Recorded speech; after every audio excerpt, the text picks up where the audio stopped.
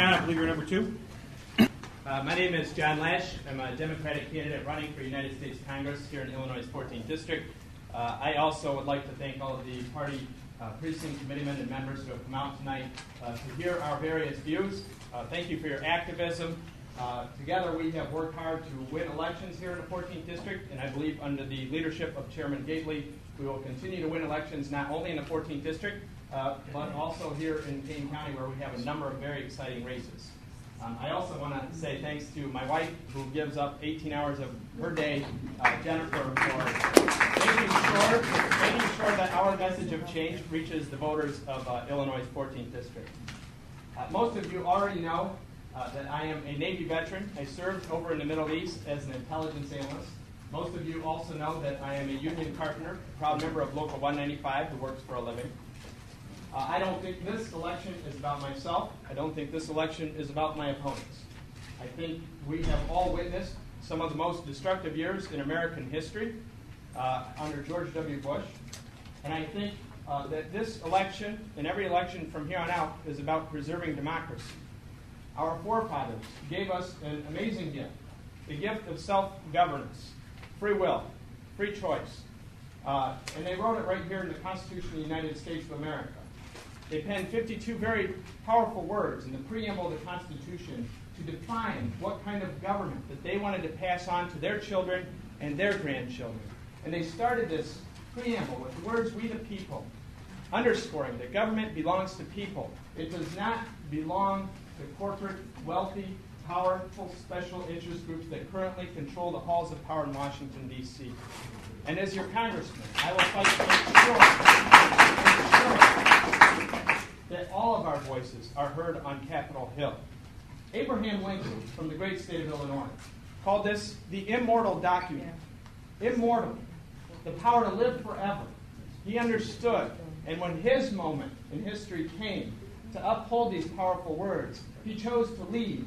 He chose to stand up. He had the courage to stand up against wealthy, white landowners that abused slaves. They profited from slavery, profited from human rights abuses, profited from inequality, profited from cheap labor, and because Lincoln stood up and had the courage to change the course of American history, we now have a man, a leader by the name of Barack Obama running for President of the United States.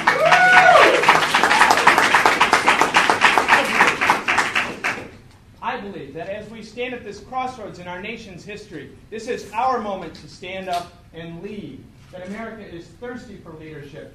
Our moment to take this message forward, to preserve the immortality of this document so that our children and grandchildren have it, so that we can wrestle power from the corporate wealthy elites that have unbridled access to the decision makers in Washington, D.C. It's no mistake that my first political speech began with the words, "The task of my generation is a separation of corporation and state." Most recently,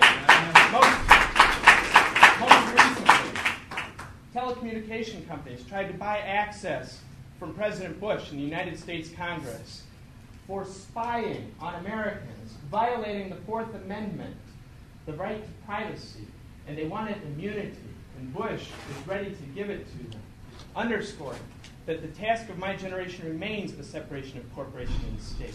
We live in a world now where the American people face unemployment, underemployment, unfunded education systems, an unending war in Iraq, unfounded claims of terror threat that seek to drive the fear-based message of the Republican Party, and I believe that we have to challenge that with a message of courage and hope for the American people.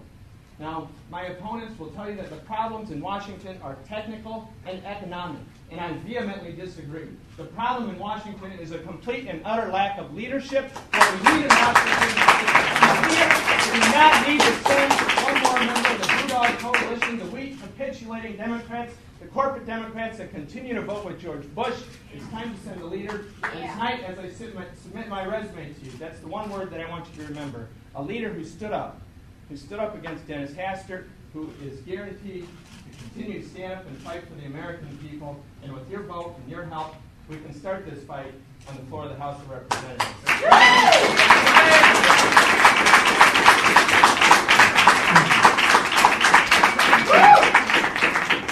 My name is John Laesch. I approve this message.